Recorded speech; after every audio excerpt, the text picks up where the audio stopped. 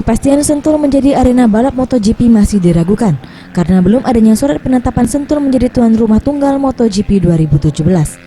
Menurut Gatot S. Dewa Broto, Deputi Bidang Peningkatan Prestasi Olahraga Kementerian Pemuda dan Olahraga mengatakan bahwa pihak Sentul telah mengirim surat kepada Kemenpora terkait pembangunan dan perbaikan sirkuit Sentul tidak menggunakan APBN. Namun Kemenpora belum menetapkan dan membuat surat penempatan untuk sirkuit Sentul menjadi tuan rumah MotoGP 2017. Tidak ada tanda tangan antara Dorna dengan Sentul, berarti 2017 goodbye, nggak ada MotoGP.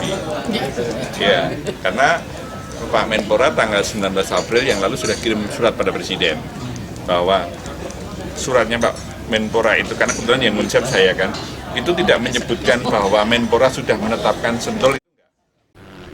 Ia menegaskan bahwa Menpora tidak dapat diintervensi oleh pihak Sentul untuk mengeluarkan surat penetapan. Para Dwi Satria, Sriwijaya TV.